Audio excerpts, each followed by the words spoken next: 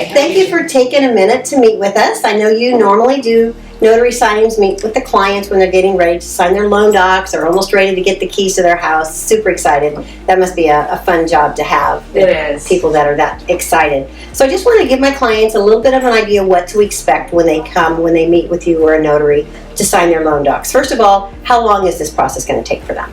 Okay, so signing your loan docs will take about probably 45 minutes. And sometimes they have a second set of loan docs or a third set, because if they have like down payment assistance, those are going to take a little bit longer, but not like double as long. Correct. Maybe then like an hour or 15. If they have those things. Yeah. And then what do they need to bring with them?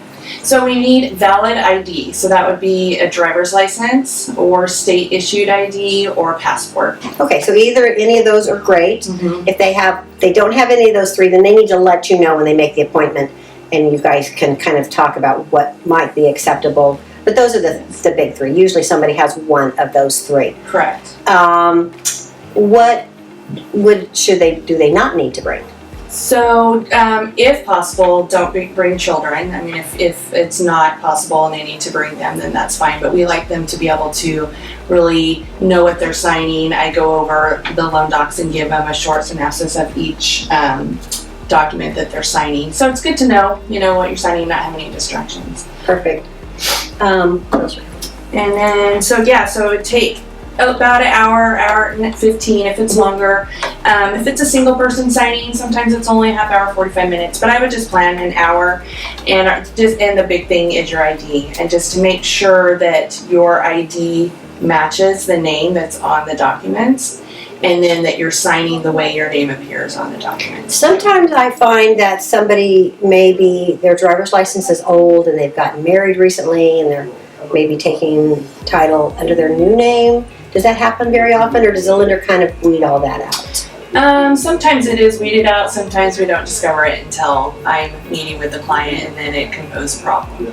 So it's good to just know that and go over that with your lender and let them know the ID that you have and how your name appears, because if it gets to the notary and it's different, then we're going to have to address it another way, whether we get like credible witnesses or something. And then it used to be when they would sign their docs, they would have an amount and they would bring you a cashier's check, but more and more they're wiring. How often are they doing one or the other, do you find? So if they need to close like immediately, like that day or the next, then they're going to ask them to wire it. If they belong to a credit union, they have to wire it. So that's a good thing to know too, because sometimes people will get here with a cashier's check and we can't take it. So then they have to go take it back and do a wire. And it's not because that cashier's check isn't good. I think it's just there's an extra like 2 or 3 day process when it's a credit union. Yeah, it check, takes longer to clear, and so we don't want to delay the closing.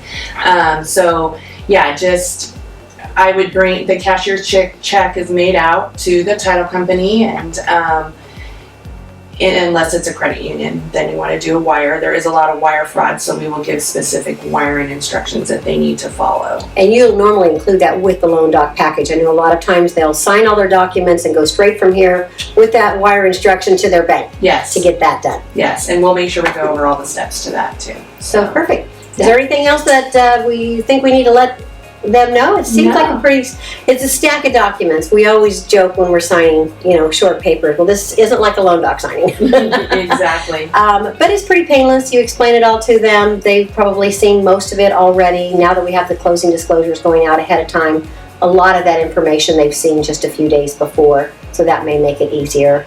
Yes. But there's not a lot they have to do other than just show up with their driver's license and be ready to sign for a while. Yes, exactly. And just sometimes it'll be the lender that makes the appointment, sometimes the escrow officer, and sometimes the notary. Okay. So just know any one of those three can be the one scheduling that appointment. Perfect. All right. Well, thank you for your time. Thank you so much. And good luck with your next signing for your next buyer that's getting their keys. Thanks so much. Thank you. All right.